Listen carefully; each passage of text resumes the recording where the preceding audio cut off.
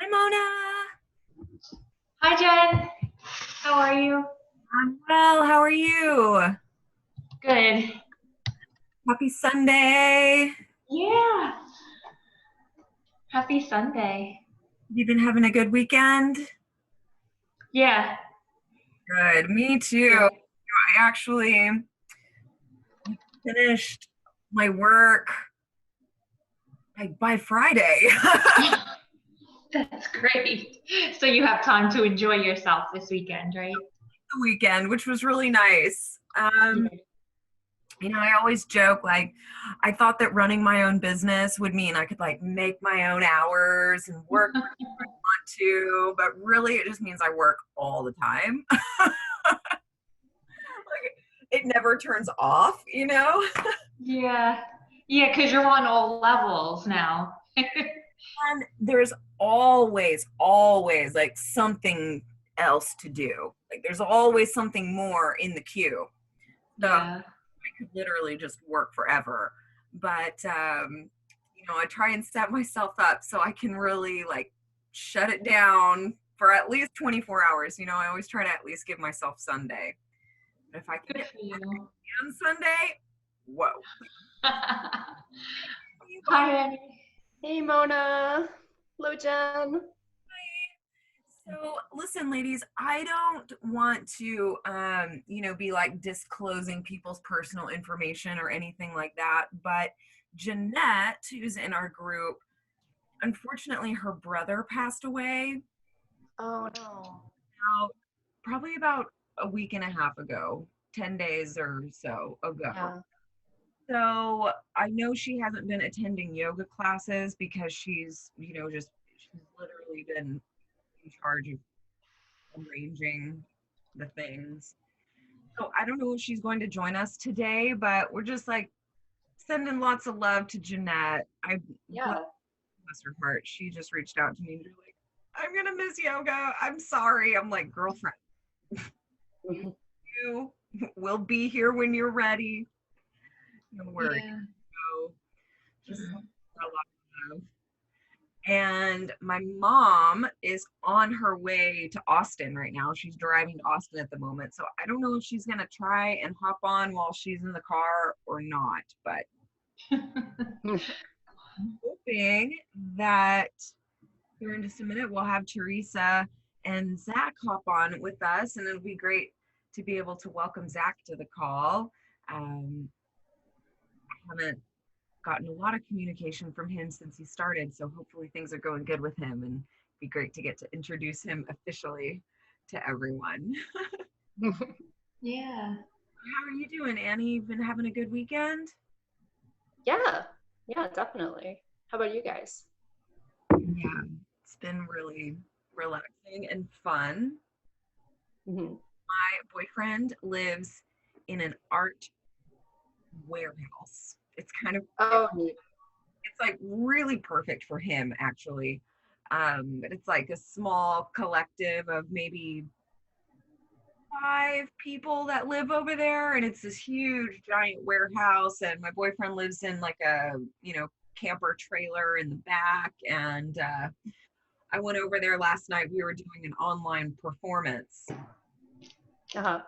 It's super silly and really That's great. stuff and all kinds of costumes, and played music and had the cameras on. And I don't know, there were plants, there were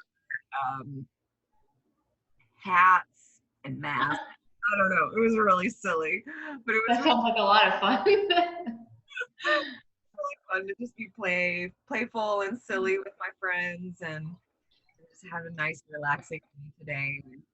I love getting to have a chance to connect with you all. So we'll see if anybody else hops on. Hopefully, people can take advantage of this time together. But Mm-hmm. What does he make? What kind of artist is he? oh man, he is one of those like just jack of all trades. He's so talented. So he's a music producer. So he produces electronic music, and he also DJs, like mixing other people's music, and Mm-hmm. also a video artist. So he creates. I mean, he's actually done some editing for me, and has. Mm-hmm. I mean, there was like a whole segment of time that my videos are actually produced by him. So he's done that kind of video editing, but he also does like art video. You know, Yeah. he's super amazing, but he's also a drawer, and yeah, he's just super talented. So like an art warehouse is totally where he belongs. That's great. Yeah, it's really awesome. I was telling him last night, we moved to Austin. I had previously lived in Austin for a really long time, and then I started traveling and teaching workshops and like living the vagabond gypsy lifestyle for a while. And I met him in Colorado. We traveled together for a little while and came back to Austin, and we moved here to Austin together about 3 years ago, I guess, 2.5, 3 years ago. I was telling him last night, like, man, if I had known that, like, when we met, that you were gonna come back to Austin with me and you were gonna be living in a warehouse with my friend, like, I never would have guessed. It's so perfect. Oh, that's great. This is always like one step ahead. When I always try to remember that, especially when things are going bad. Like, universe is one step ahead of me. I can't see what's beyond this disaster, but I know it's going to be good, or whatever. You never know what's right around the next corner. But I always yeah. I don't know. Even if it sucks in the moment, there's something right around the corner that I can't quite see yet. Have you guys ever had that experience in life where you look back and you can remember something that felt horrible or felt like a tragedy or was so difficult to go through, or you feel like the world is caving in, and then you come to the other side of it and you're like, wow, I never would have gotten here if it wasn't for that crazy thing. Yeah, absolutely. Mhm. You, you got to just be able to ride the waves. Because sometimes it's bad. Sometimes it looks really, really bad. But you somehow can come out stronger, or circumstances shift in such a way that you can have a breakthrough that you never knew you could have. It's not really what today's call's about, but it's a thing. Yeah. I'm really glad that both of you are here, and I just have a little list for us to go over today, but I just wanted to start with kind of like a one-word check-in, see like where you're at right now, how you're feeling today in this journey, just in your moment right now. So let's just take a moment together and we'll just close our eyes. Just check in with yourself. Take a couple deep breaths here and let yourself get present and check in with your inner self.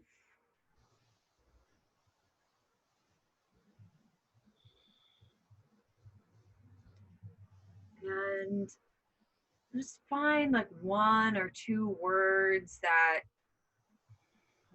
encapsulate how you feel, where you're at right now.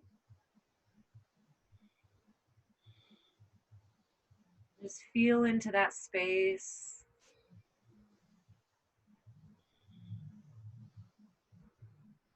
When you're ready, you can open your eyes. We can just go around and just do a quick share how you're feeling today. So either one of you can hop in and share with us how you're feeling. Well, I guess what word came to me first was hopeful, and then persistent kind of came after that, because like I feel like there are times where I make headway and then I get set back and then I get frustrated, but just being persistent and keeping that hopefulness will keep me on the right track. And that's just really kind of where I was at this morning.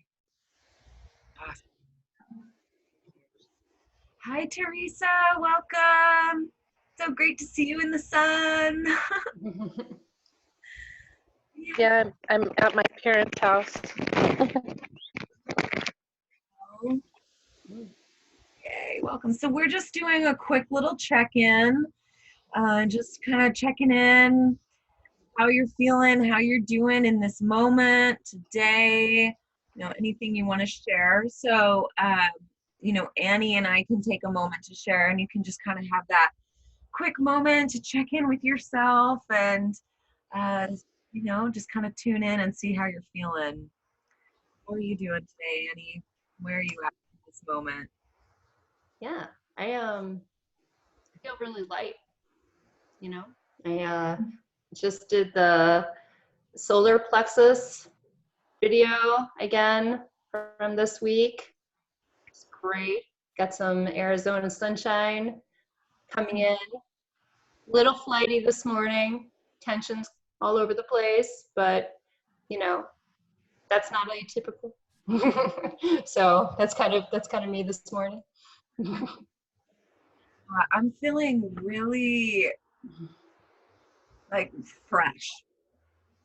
I was able to just rest and have fun and play this weekend and just kind of put work aside and really give myself permission to step away from that and come back to myself and play and rest. And I feel really, really refreshed and allowing me to show up today feeling inspired and excited to connect with you and really open, just like not bogged down by stress and work and the to-do list. I can just feel really open and really spacious and clear. So I feel really in a great place to be connecting with you right now.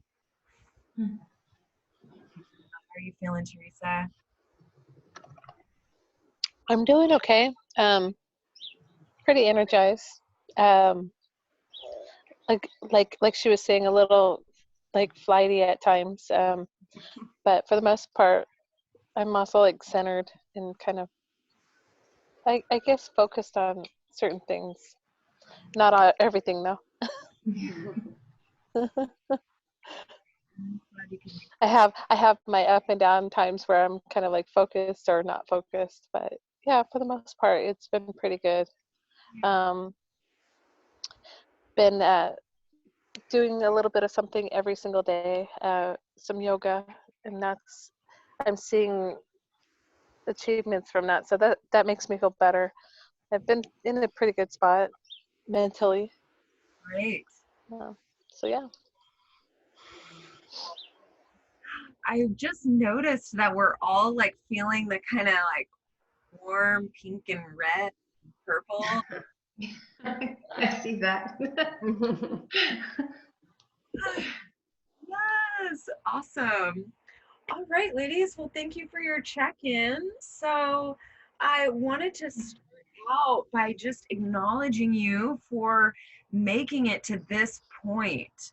So, in the yoga practices that we're going through that are highlighting the energetics of the chakras, especially these first 3 weeks, like working with the root, working with the sacral, and working with the solar plexus chakras, those practices can be very challenging. They're very strength building. They really build a lot of heat in the body. There's definitely a lot of challenge built into that. And that's actually, Teresa brought it to my attention early on. Like, these practices are really challenging, and I maybe need something a little more like slow or gentle for more pain relieving. And I was like, it's so true. So I went ahead and like added in some additional videos for you guys to practice with that are a little more slow paced, a little more gentle, deep stretch, slow stretch, which can be more therapeutic in nature. And, in order to really on top of the pain issue, we have to be able to like work both angles of relaxation, slow, deep stretch, getting more breath into the body, getting more range of motion, like elongating, so we've got to be able to create that space for the areas that are tight and restricted and that's where it really starts to like collect like lactic acid, which makes you sore and pain. And then when the muscles are tight, there's less circulation and blood flow, so things start to get stagnant in those areas. So our slow deep stretching helps to elongate things and create more space and open up that flow. I really liked that, the one that you put up there, it was like a moving meditation. I really liked that. That's great. That was nice. Yeah, just allowing you, like, if you can just close your eyes for an entire practice, it's just like so yummy. Well, it's great first thing in the morning too, because like when you're frozen from the night before, it kind of helps you to ease into it because it was so like nice and smooth moving. Awesome. Great. I'm glad that you're enjoying that. And we've got to have both sides of the coin because we want to build strength in your body, especially in the areas that are the most weakened. It can be really challenging to show up for those exercises, and maybe you're not there today. If your pain is more acute or more intense, or in certain days that you're feeling more inflamed, you might want to go with a more gentle practice.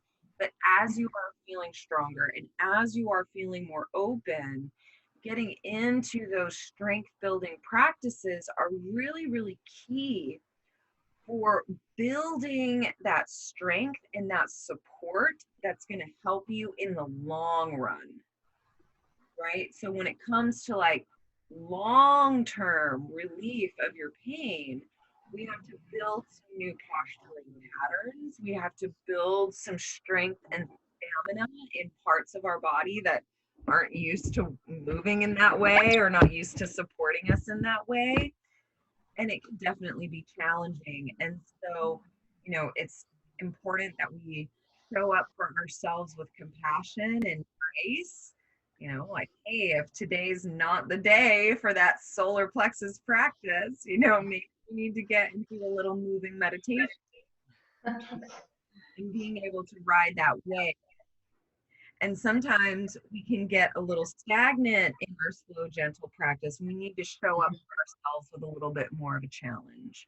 So it's continuous riding the wave. And honestly, like to this day, my personal practice, I ride that wave all the time between like slow, deep, yummy, juicy, and like challenging myself to like push into a bigger pose, to like, oh, work something I haven't really done, you know, and deepening the practice that way.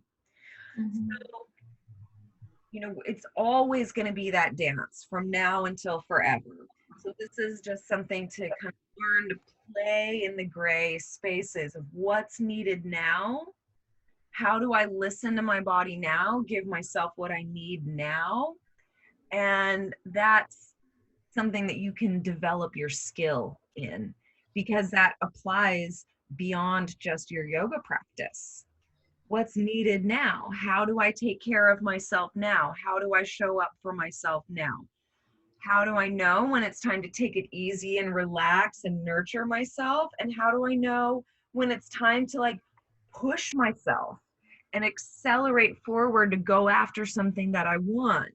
And then when is it time to lay back and let it flow? So this is, you know, we kind of develop the skills in our yoga practice that translate into our other aspects of our life.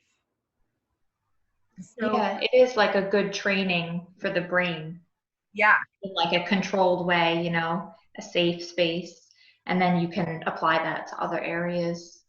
I think with the core strengthening video, I mean, I love all the videos that you put up, and they feel amazing. But I felt the most challenged, like physically, with the core one. And I just kind of took it a little easier. Like I was following you, but kind of modified even your modification because I'm not there yet. great. And you've got to be able to get creative in your practice and improvise a little bit and find modifications that work for you. And of course, just get skillful at learning to give yourself a break when you need a break, you know? Yeah. So that's great. I'm glad you can, you know, look into those challenging practices while also respecting what you need to modify. And, you know, I remember one of the very first times that I cried in a yoga class. I've been practicing yoga for a while, and I had never really had like that emotional release in a yoga class, but I was in a 90-minute practice with like 6 other people. So it wasn't a big class. And this instructor, I had been taking some classes with her already. I really liked her classes. And for this particular day, she's like, today we're working on upper body and core strength, which time was like my 2 weakest points without. And I'm not even kidding. I cried for probably 60 minutes of that 90-minute practice. And there were only 7 of us in the class, so it was pretty that I'm the one down eyes out. I wanted to leave so bad, but somehow I made myself stay in the practice. And it really can be like so cathartic when we show up to challenge ourselves in the places where we're weak. And I mean, even to this day, I'm a lot stronger now than I was back then, but still, like, core work is probably my least favorite. Okay. Yeah. I've been like doing yoga every single day, and like I've been challenging myself like daily, and I've been like getting into like different positions that I wasn't able to do before because my shoulders are finally loosening up. Like I actually got into that full on back bend bridge. I was like, oh my God, that was amazing. Because like before I couldn't even like move my, oh sorry, I'm on my phone. I couldn't even move my shoulders back enough to do that, let alone push myself up because my arms were so weak. And I did that, and I was like, oh my God, I feel so great. And I did it more than one time too. So I was so proud of myself that it energized me, and like that was my changing moment, I think, for me this week or last week, was just being able to do that, because it's just been that consistency and that continuing on. Because like I have lower back issues, I have neck issues, I have shoulder issues, I had the frozen shoulder. So for me to do that was just something super awesome for me. And so the, reaching those tier points where like I'm like, oh my God, I'll never be able to do this, and now I could even like do that whole leg and flipping, kind of like your leg behind you thing, that, well, I don't even know what it's called, but you kind of got one leg out, and you like, or your up leg is up, and then you kick your butt, and then you put your leg down in the back. I could do that now too. I was like, yeah, I could. So kind of progressing on into like more and more things. So, but yeah, like the gentle stuff is really good when you're waking your body up, I think. Definitely. Definitely. So I think it all does play hand in hand. So yeah, but a lot of blood, sweat, and tears, not blood, but sweat and tears that went into those little things that like I've actually conquered this week or last week. So I had to share that because that just made me think of that. That's awesome. Great, great work, Teresa. Keep it up, girlfriend. And it's those milestones, those big breakthrough moments that you can really hold on to when, you know, you're feeling challenged in your practice and you're not making the progress that you want. And it's easy for that self-critic to come in. Oh, you should be able to do this, or why can't you do that? Or, you know, whatever that voice says to you. But you can recall back to like, oh yeah, I am having these breakthroughs. Like, oh yeah, I am growing in my practice. And it's easier to have compassion when you hit the roadblocks, and inspiration and motivation because you know that you can overcome those obstacles. And if you keep practicing, yoga can take you a lot of places. You know, you might surprise yourself. And something else that I teach a lot and that I found in my personal practice to be true, sometimes our mind has more limitations than our body. Sometimes I'll get into a pose and my mind says, oh, that's as far as I can go. But then if I just get a little experimental and I just let myself try, I can actually, my body can do more than what my mind says. It's kind of amazing. Like, oh, all right, maybe I can do more than what I think.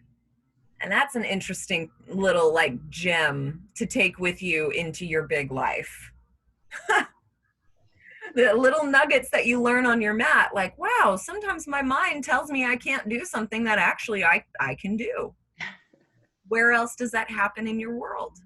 Yeah, that was like working through a lot of what we were talking about when we had our call, was like remembering to forgive, that forgiveness, and to say it's okay if you don't do this. And using the steadying blend has been amazing. Like, okay, now I could balance better and things like that, and I'm not beating myself up for it. So I think that had a big part of it, was like changing that mindset, like, oh, why you can't even do that, you suck, you know, to it's okay if you don't do it perfectly, do it to the best of your ability, and then congratulate yourself when you do it, and then you're so amazed when you're done. And then like for me, that was a changing point, because it's like now I'm like, wow, you did so great yesterday, you're gonna do great again.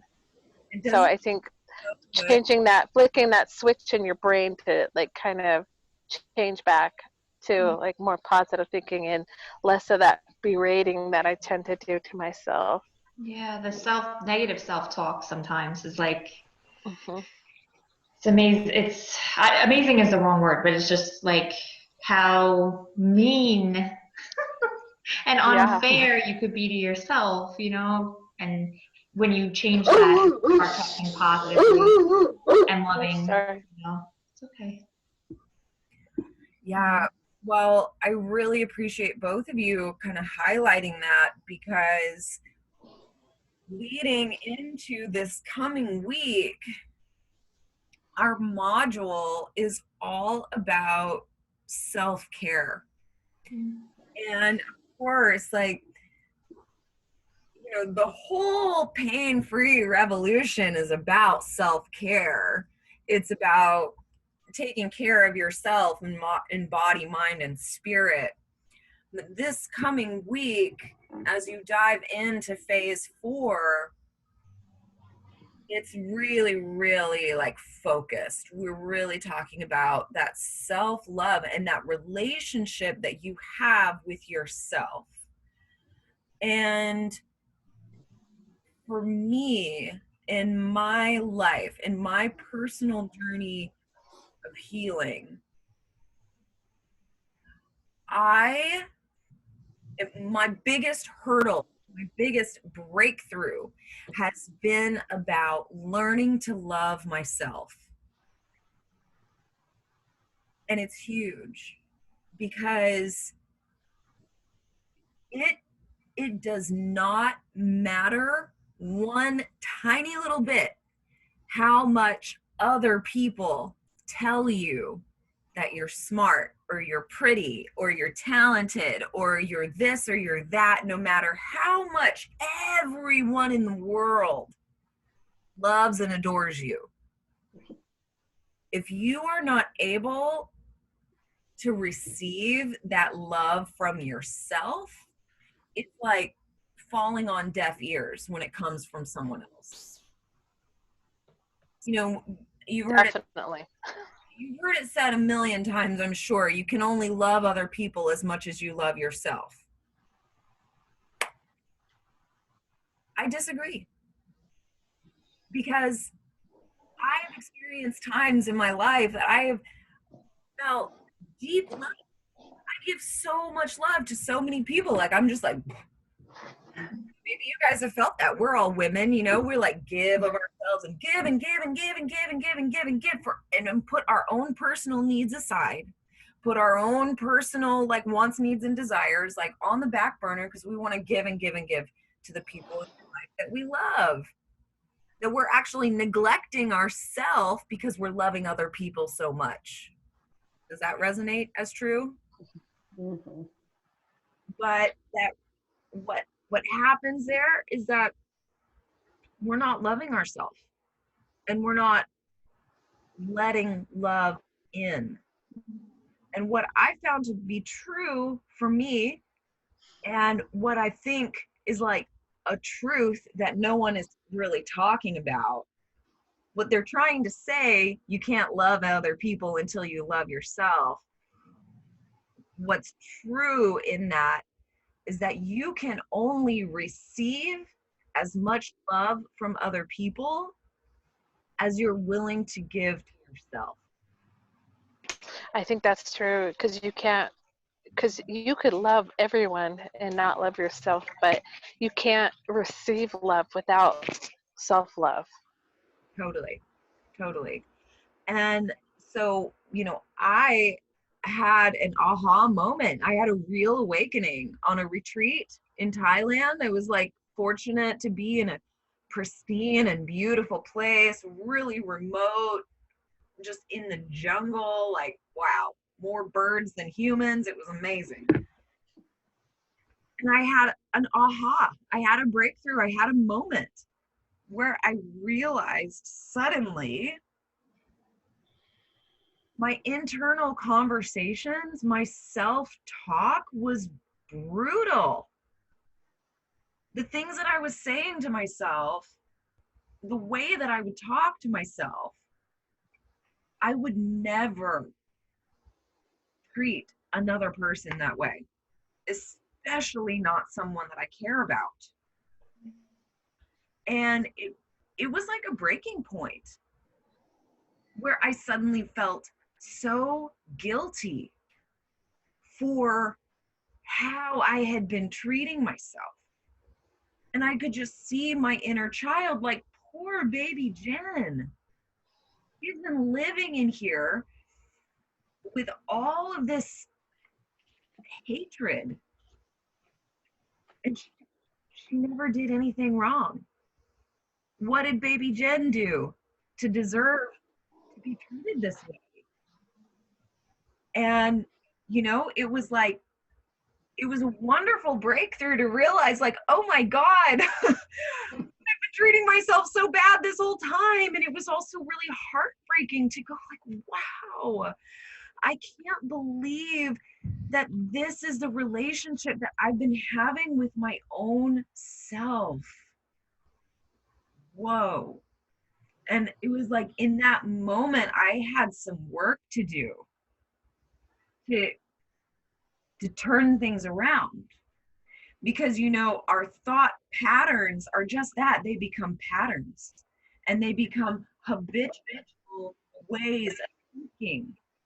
And our mind will automatically go into those stories and will automatically go into those patterns because that's what it's used to. You know, it's just, we lay down these pathways in our brain and they repeat and they repeat and they repeat. It's like driving the same stretch of road. It eventually turns into a dirt road and eventually turns into a mud road, and you see where those tracks are, and it just saying over and over and over again. That's those thought patterns. It just goes there and then it goes there and then it goes there over and over again. And so it takes a real discipline and determination to derail the thoughts. And literally, like, you got to turn those thoughts in a new direction. And it's hard because those new pathways are not as well worn. And so it takes time to, like, literally what I had to do early on when I realized, like, oh my God, what am I doing to Jen? I have to stop this madness and, like, give Jen some freaking love, for goodness sake. This poor girl. I had to, in the beginning, I had to really, like, do anything to stop that self-talk. I had to, you know, when those thoughts would start to come in, like, catch them, first of all, go like, oh no, okay, I'm not doing that. And I would literally, like, pick up a book and just make myself turn my attention in a different direction. If I couldn't immediately go into positive self-talk, at least immediately go in a different direction. Like, don't keep going down that same road. You know where that road leads. That road leads to self-loathing and destruction. You gotta take a detour before you get down that road.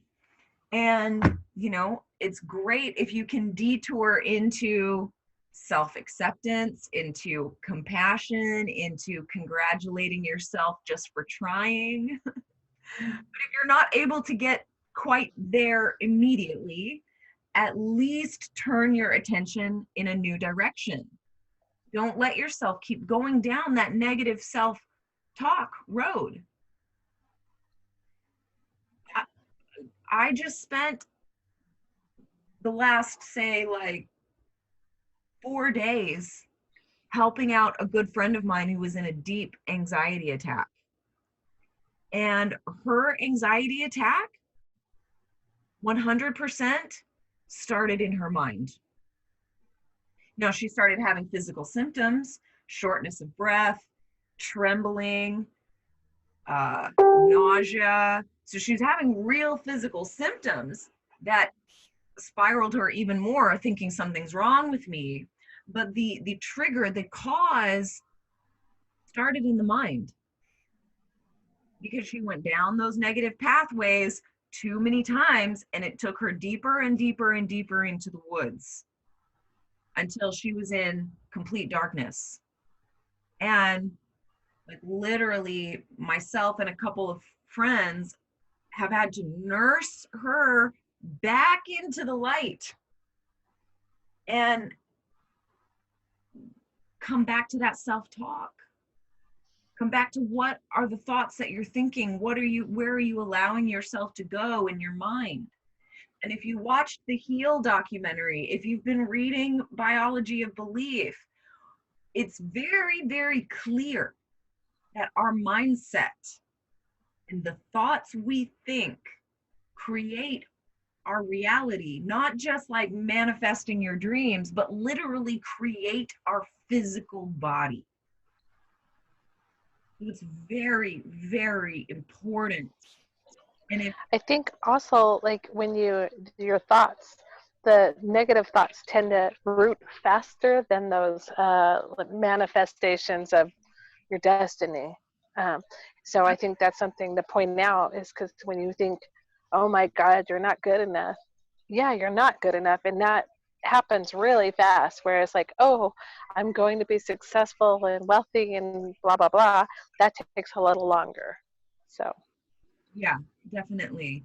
And so that's where it's like, that's what part of the reason that I gave you guys the success tracker, not to like grade you, but so that you can like, I don't know, give yourself a gold star each time you accomplish something. And it's okay if you don't take your vitamins every single day of the week, or don't hit your yoga practices every single day of the week. And that's not what it's for, but it's so that you can see your progress.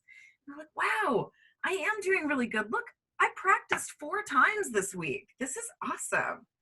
And you can use that as like a visual tool. Like, give yourself some gold stickers if you want. Get yourself a gold star and literally give yourself a gold star every time you accomplish something, and like put your gold star on your success tracker and like pat yourself on the back.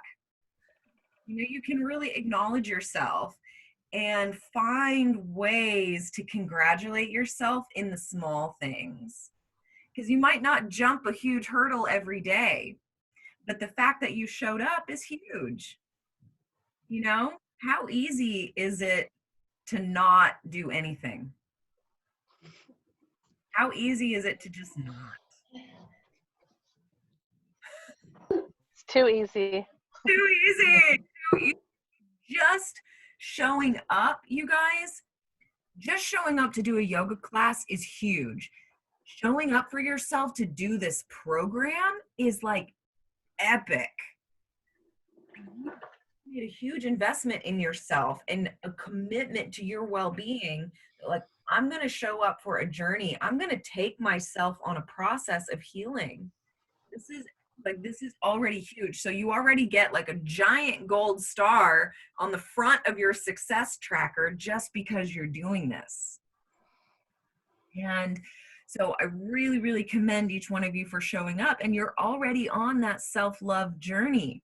And when we open up into module 4 next week, or tomorrow, really, probably by the end of the day, it'll be unlocked. You guys can start to go look into it.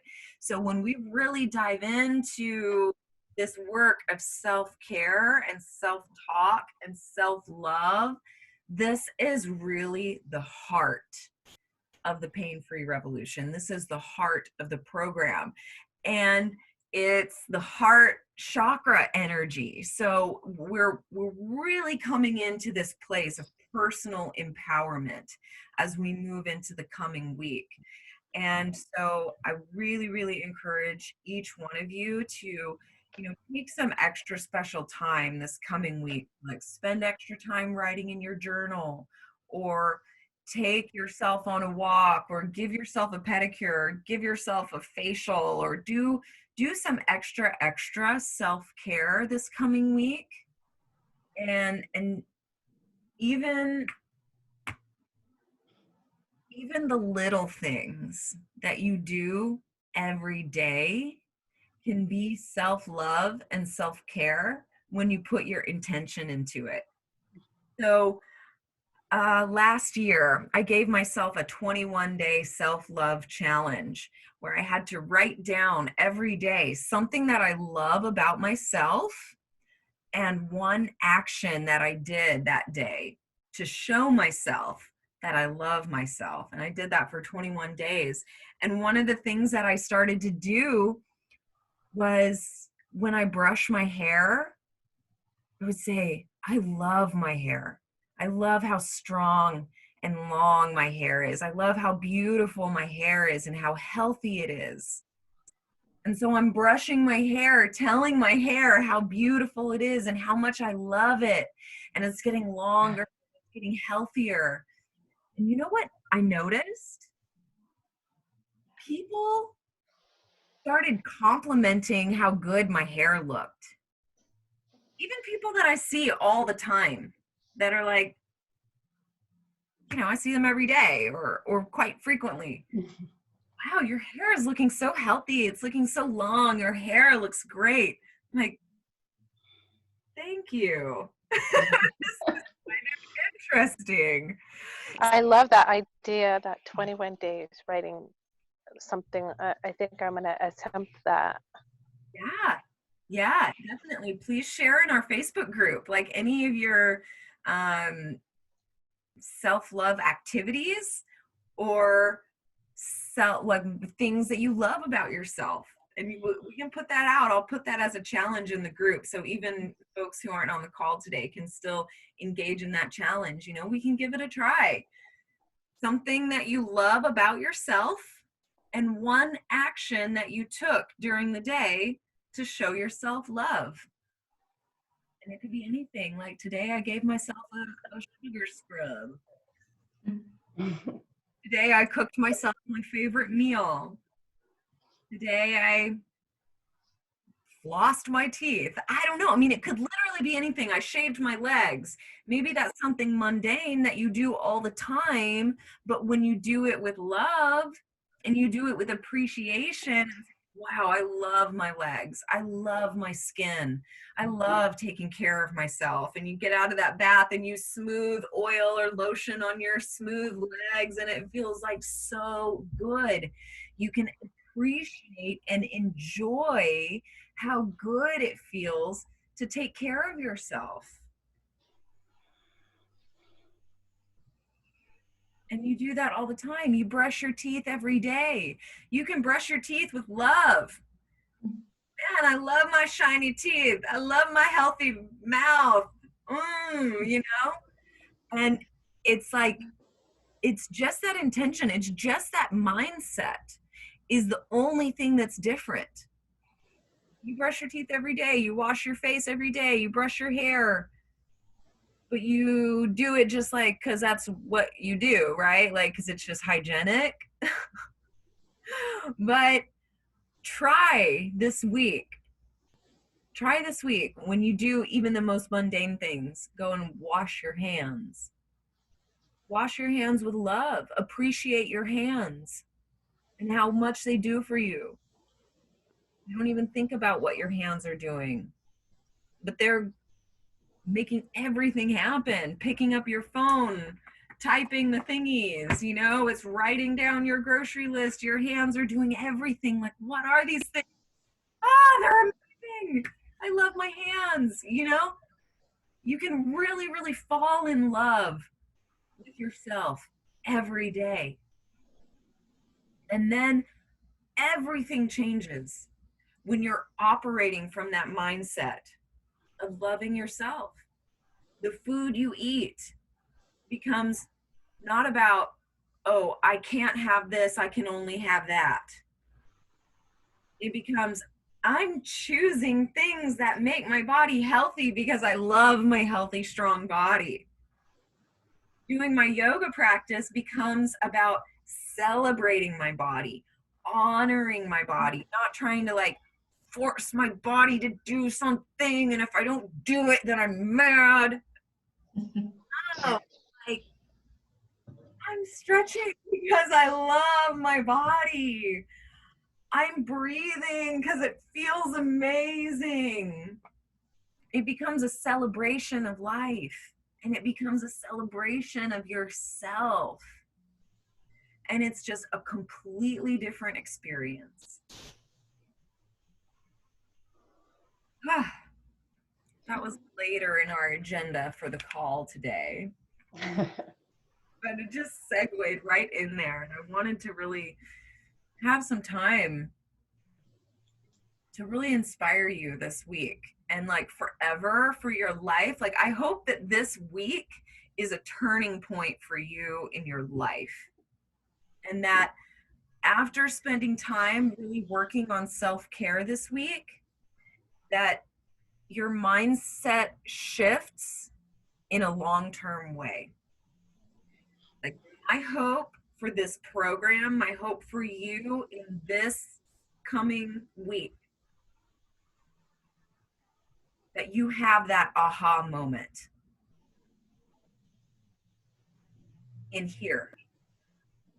Like, maybe you're not out of pain yet. Maybe you still have some hurdles you need to overcome. Maybe you still have some challenges that are coming down the road. But you can face anything. You can face any challenge, any hurdle, anything that comes up from this point on. You can face it with love in your heart for yourself. And there's one more kind of mental exercise I want to give you for this week. We all know what it feels like to love someone. And you can think about probably multiple people in your life that you love, but like, you know, you could pull one person in your life that you really, really love. And you can think about what it feels like to give them love, to show them love. How do you express your love to that person? And we all have different love languages, you know, acts of kindness, gift giving, physical touch. You know, we all have different ways that we express love, and we all have different ways that we receive love. So when you think about, wow, I know what it feels like to give love,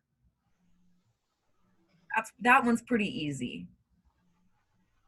But then the next challenge is, I want you to think about and ask yourself,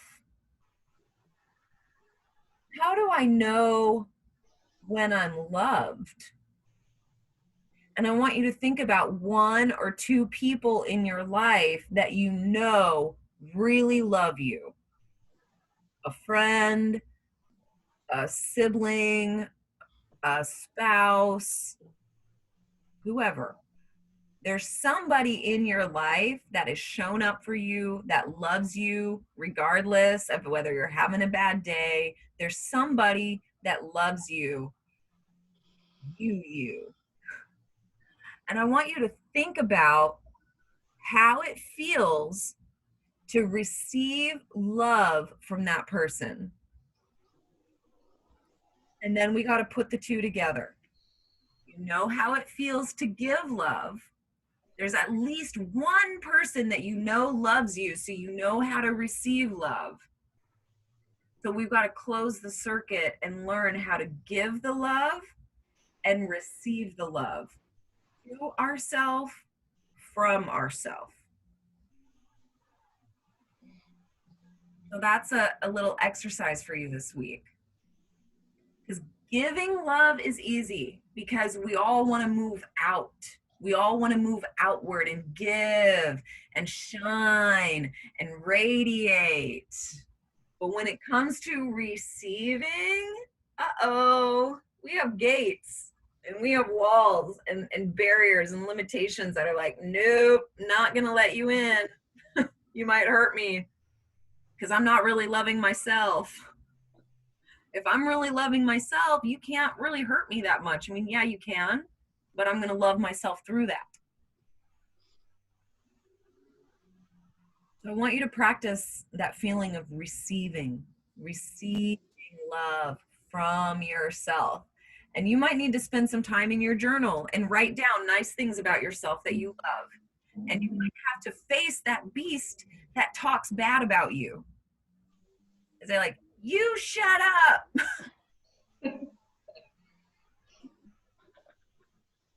You know, your sword of self-love. I'm not listening to you anymore. You're wrong. I'm not listening to that voice. And you quiet that negative talk, because it's all in your mind. And your higher consciousness is the master of the thoughts that you think. You have to become that master and own your thoughts, own the things that you think, and own the things that you say to yourself or what you don't say to yourself. Ladies, I'm going to go grab my little charger really quick, and then we'll continue this conversation.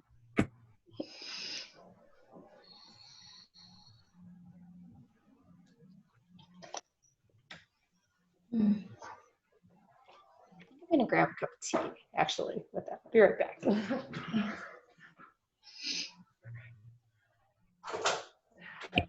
So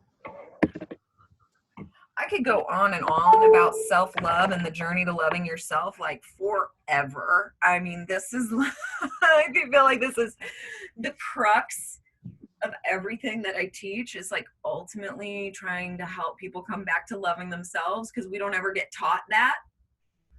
We have to figure it out on our own. Really rough.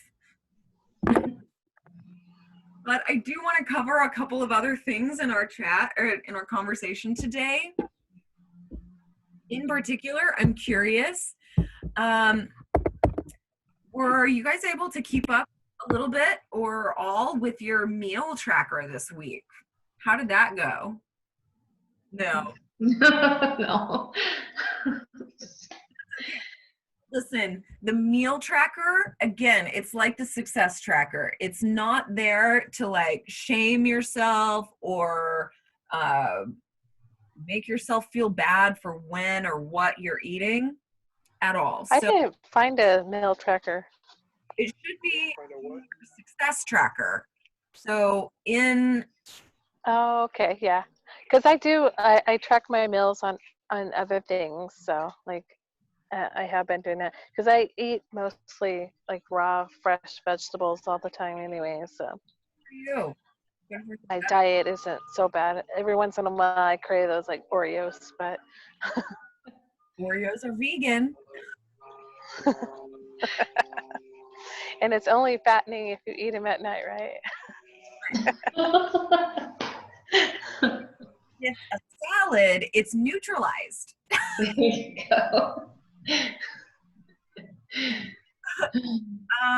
So yeah, I mean, if you're already feeling good about your diet and your nutrition, you know, maybe this isn't the area that you need to work on as much, but I wanted to include the meal tracker in there because I was working with a nutritionist and she had me track my meals for a week, and I did a pretty good job, like writing down when I ate, what I ate. And it was just extremely insightful for me.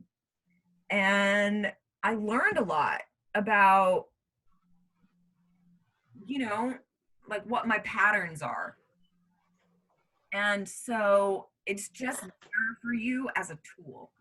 I And think it's good to find like when to write down the sensation that you're having at that moment that you're grabbing something too, because that tends to show what your triggers are.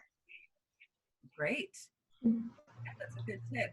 So Annie, we're just talking about the meal tracker for the nutrition module.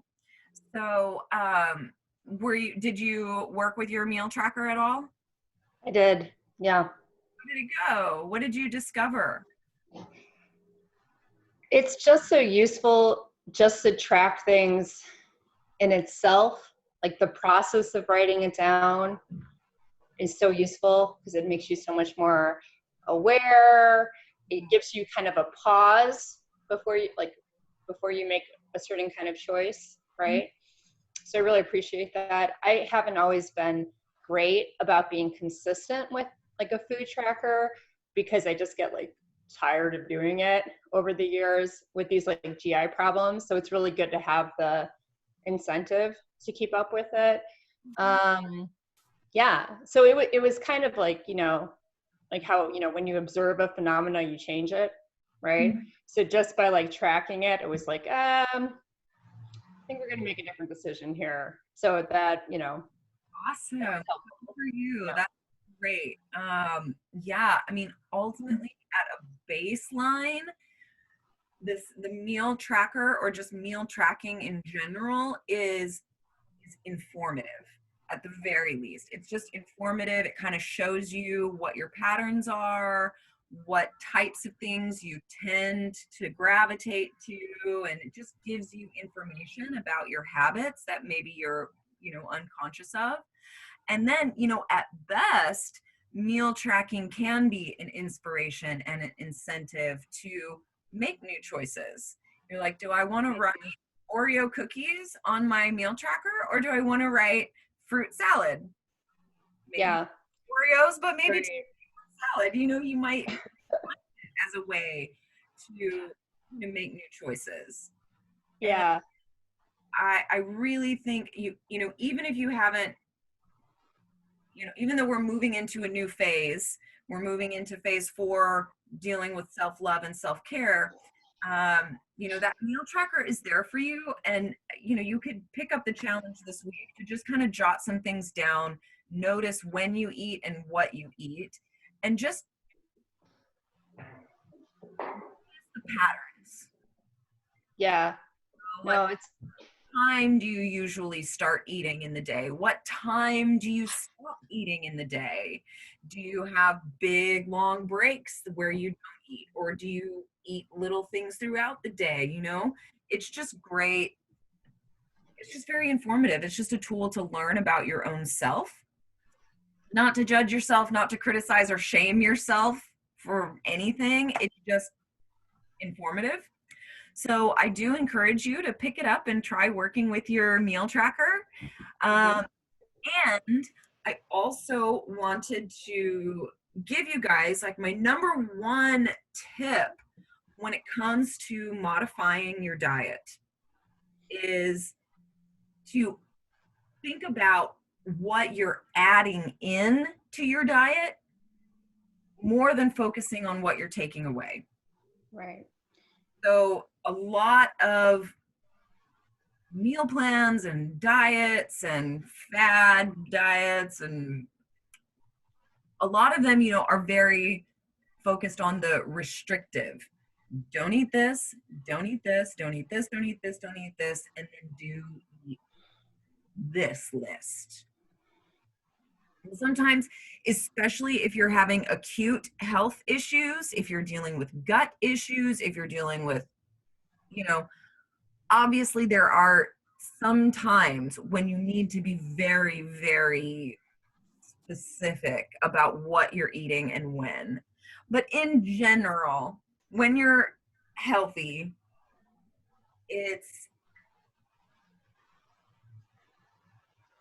don't have to worry about what you're taking out as much as what you're putting in. And when you start adding in more nutritive things, your body shifts, your taste buds change, your cravings change, your energy level changes, you start seeing new results, and your body and your mind like naturally will start to cut out the things that don't really serve you. When it comes to like making that switch into more anti-inflammatory foods, or getting like natural sugars instead of processed sugars, when it comes to making those modifications, I think from a mental perspective, from a mindset point of view, think about what you're eating more of instead of what you're eating less of. Because I can't have that, and oh, I can't have that. It's like very defeating, right? It feels like a little kid that you're like, nope, you can't play with that. Nope, don't touch that. And it's just not very empowering when you can flip the conversation and think more about what you're excited to have. Like, I can't wait to eat some more of those raspberries. That was so good. I love my raspberries. And, you know, that's awesome. You go, enjoy what you want to have more of, so that it's more of an enjoyable process and it's more of a pleasurable journey. So it's not so much about what you're lacking, but more about what you're increasing. So I wanted to just share that with you guys as an idea and a suggestion when it comes to, you know, staying on top of a diet. Like, how do you want to express that? And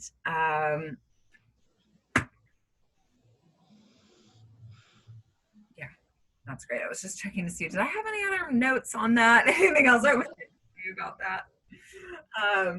Yeah, so I hope that you guys will continue to just explore and see what's going on with the nutrition piece, because, you know, there definitely are foods that increase inflammation in the body, and mostly, you know, that's going to be the foods you expect: processed sugar, processed genetically modified foods, foods that come in boxes and packages. Not Food all. sensitivities. Wait, say that again? I said things that you're sensitive to. So I found that like when I drink almond milk or eat a lot of almonds, my inflammation goes up. Right. Exactly. So, and everybody might have different triggers. You know, some people are really sensitive to soy. Some people are really sensitive to dairy. Some people are really sensitive to nuts. You know, it's like this, that, whatever. Some people are sensitive to multiple things. And, you know, then it becomes more and more challenging as your list gets smaller and smaller of the things that you are having more of. But I think like finding replacements too is really helpful. Like, well, I'm not eating bacon anymore, but I really have found that I love tempeh. So I'm eating a lot more tempeh. You know, I'm example, whatever it is, you know. You say like, well, okay, especially if I'm in an acute phase and I need to modify my nutrition to help my body heal, then yeah, I might need to eliminate some things for a time. And so, you know, in terms of what I'm adding in or getting more of, I'm not focusing so much on what I'm eliminating, but rather what I'm replacing. Like, instead of coffee, I'm drinking this black tea that I love, or, you know, whatever it is that is supportive. So the nutrition piece can be challenging for sure, because we have to eat every day, multiple times a day. It's very tedious. And you know, you may not be 100% perfect in your nutrition. I mean, I'm certainly not 100% perfect all the time. Like, I love me some French fries. But I'm aware of where I'm at, you know, kind of in that success tracker or like the meal tracker mindset. I'm like, if I've had French fries 4 times this week, then like probably need to address some things. But if I've had French fries once in the last 2 weeks,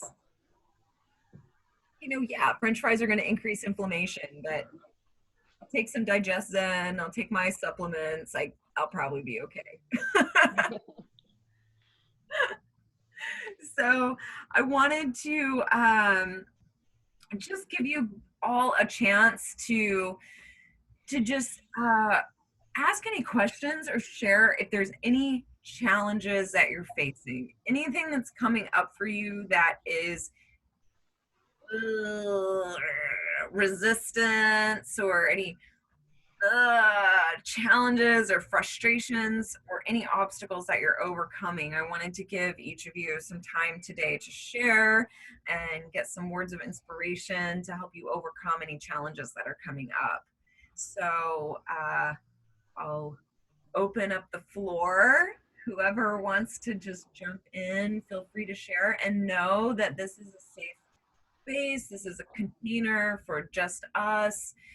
You know, we're all here in loving encouragement and support of you. So, you know, you're safe to share any vulnerable struggles. I don't have a challenge, but I have a question because you mentioned tempeh. How do you prepare that? Because I'm trying to like it, but so far it tasted like a shoe to me. Oh, okay. I love it. The like the fermented, the tempeh as opposed to tofu. Cool. So my favorite way. Because I love tofu, but like tempeh itself, I haven't had any good experience with it. So Okay, this is one of my favorite ways to prepare tempeh, and you know, probably not the most nutritious way, but I mean, compared to like eating a strip of bacon, um, I'll make like a tempeh bacon. Ah, are we still there? I don't know. Something just happened on my computer. Anyway, so I'll make like a tempeh bacon, and what I do is just cut the tempeh in nice thin strips and throw it in the pan with some coconut oil. And like, you know, cover the bottom of the pan in coconut oil. It doesn't have to be standing in oil, but just make sure that the pan is covered real good in some coconut oil. And I drop the tempeh in there and sprinkle a little seasoning on it, like some salt and herbs. And it takes a little while, but basically I'll just let it like kind of lightly fry in the pan until it starts to get kind of golden brown. And towards the end, when it's pretty well cooked, I'll add in like some coconut aminos or like a shoyu sauce or like a little brown sauce that just gives it a little extra flavor. And I do that at the end because the pan gets really hot. And if you put the sauce in early, it'll like burn in the pan. So you want to let the tempeh cook and do its thing, and it gets mostly all the way cooked. And then you can add in your sauce right there at the end, and it'll cover it and coat it and saturate it, and then you can turn off your heat and have like a nice crispy like tempeh bacon. Love it. Yeah, I love tempeh. That's like one of my favorite like go-to meals. I also like putting it in water and letting it boil and getting like mushy, and then mash it up and make almost like a tempeh salad, like as you would a tuna salad, and Right. add like celery and mayo or you know Right. however you want to do it. And oh, so you could boil it, you could fry it, you could do like this. Okay. How do you know when it's cooked? I like to let it get like kind of golden brown Okay.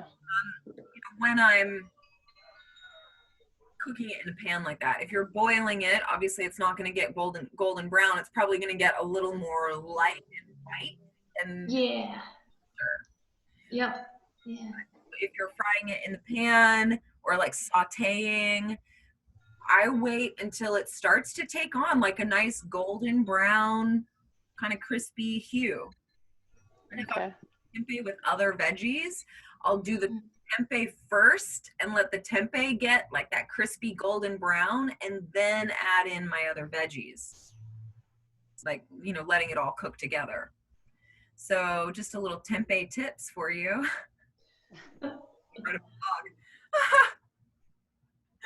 Okay, ladies, any other questions, challenges, any other frustrations, or anything that you want to share here?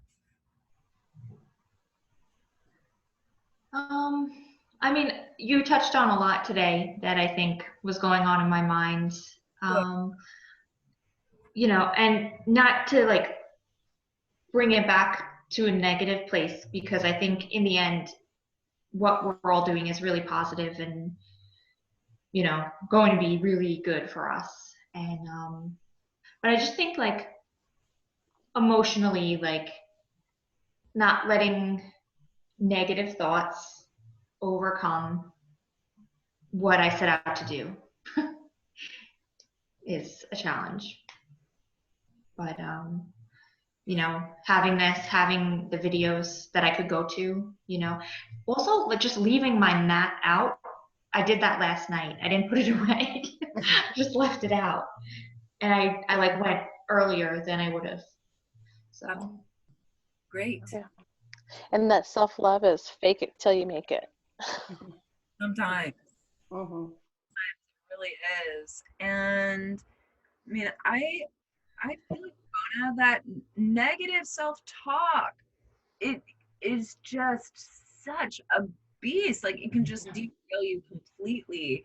And you know, if I had, when each one of us did our when we did our strategy session call to see if you wanted to be in this program, if I had told you in that call, your pain is probably sourced from the thoughts that you think, is like, what?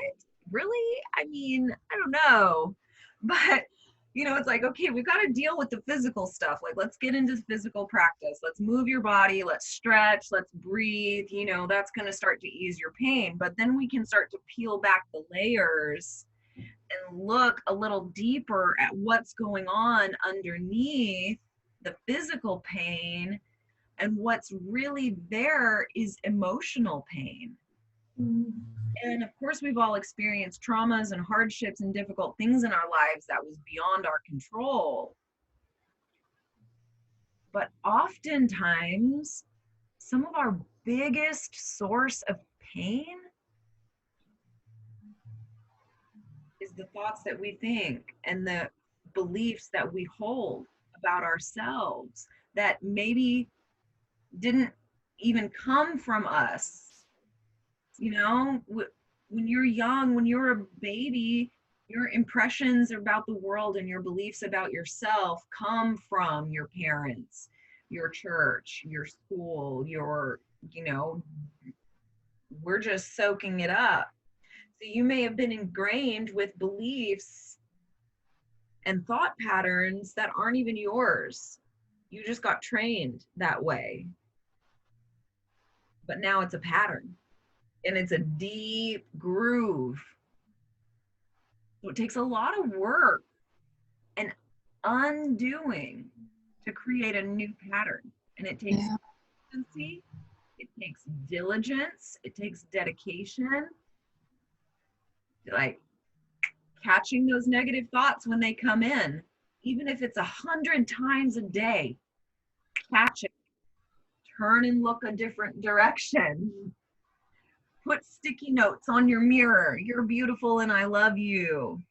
You're awesome. Brush your teeth with love. I love my healthy teeth. Brush your hair with love. Wash your face with love, you know?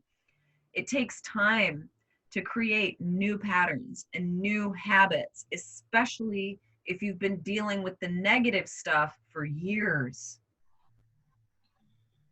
You got to be patient with yourself in the process of learning new and embracing a new mindset.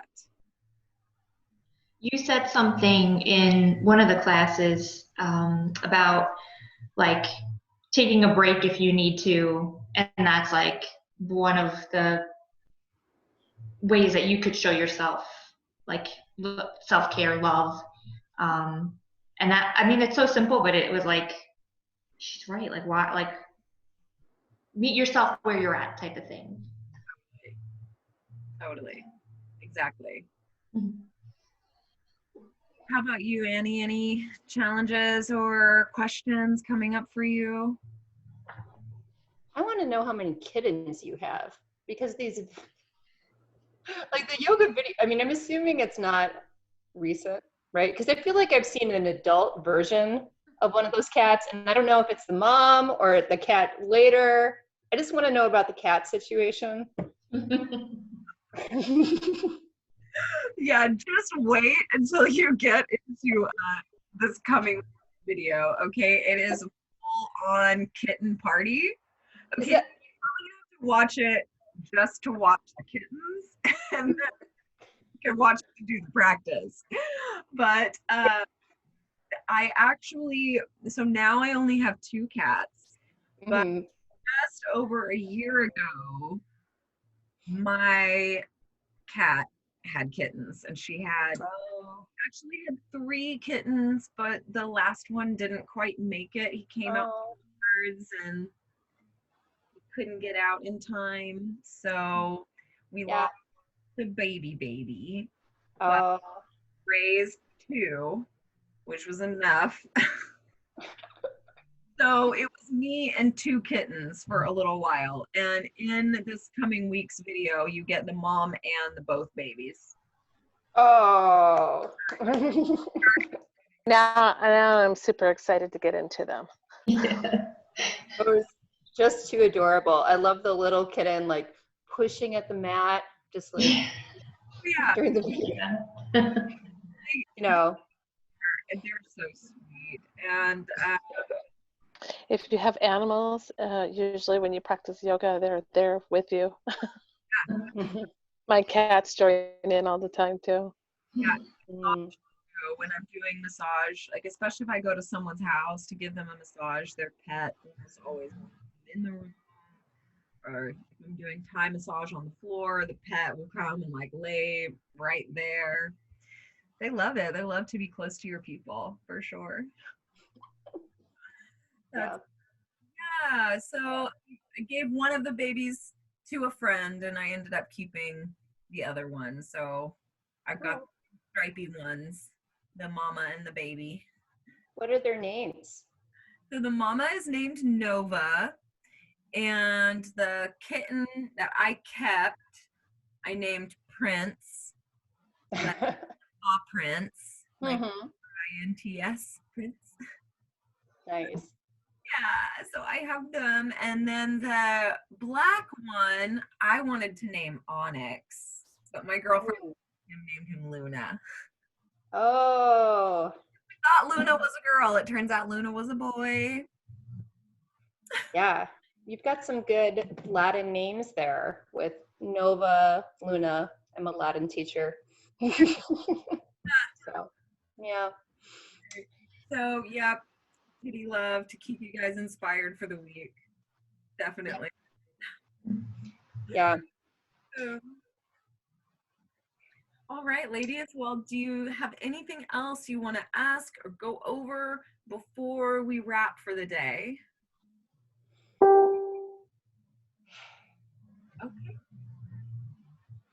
Maybe. Annie, you look like you got something, but you're not sure. Oh, well, I think you were asking a more general question about challenges or, how things were going, but yeah, I'm good. It's all good. Feeling good? You can close out. So, yeah. Great, ladies. Well, I'm really grateful for each one of you showing up today and for your insights and your shares.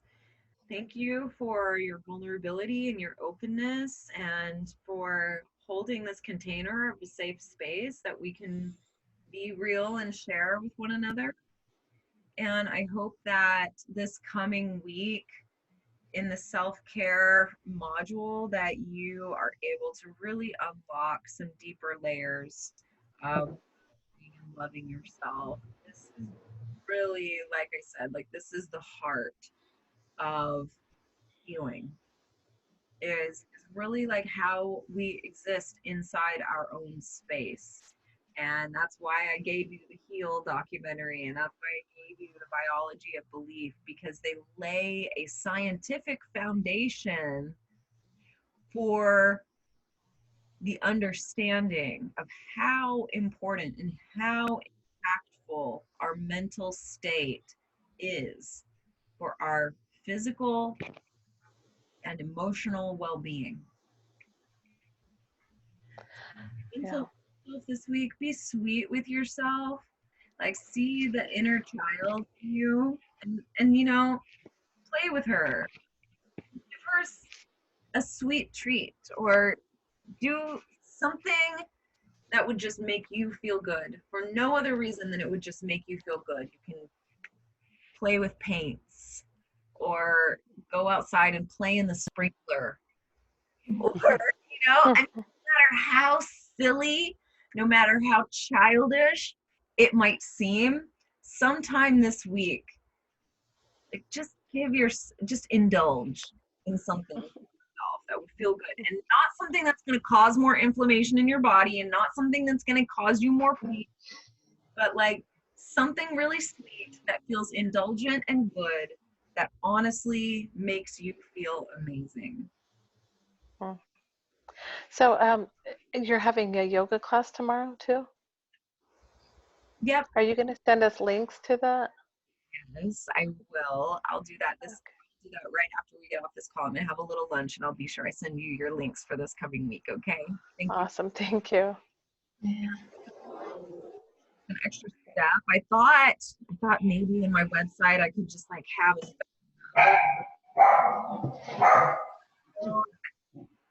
not that. Sorry, that dog is talking over you. Anyway, Somebody's dog. you'll have your links to get into class, and I'll also be unlocking module 4 so you guys can start to get in and look it over later tonight. Great. Thank you so much. I'm going to post the recording you. of this group call at the end of module 3. Okay, so that'll show up at the end of the nutrition phase. All right, so we're gonna have about 2 weeks before our next group call, and we don't have one-on-ones in the in-between, so we won't have this one-on-one time, but we'll try and stay active in the group and stay connected with each other through the Facebook group, okay?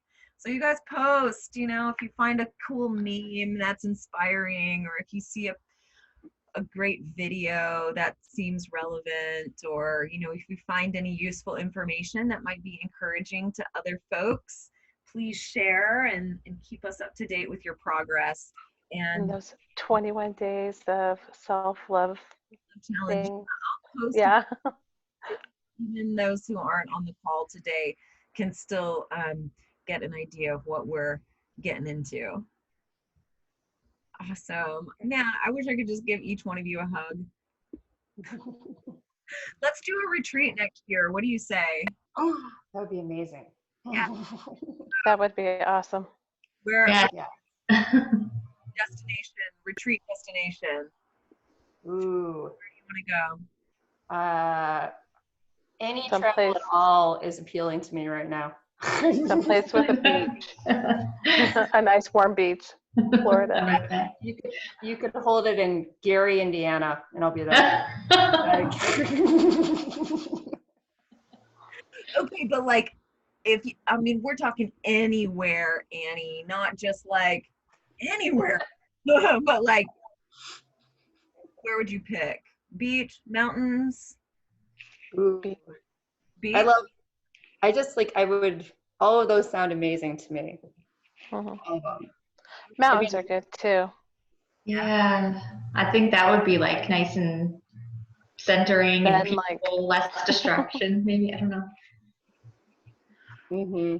Well, if we're doing mountains and beaches, I'm feeling like that might be Thailand.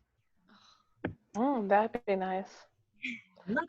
I was gonna say, I live in mountain and beaches here in California, but I want to go away to different mountains and beaches.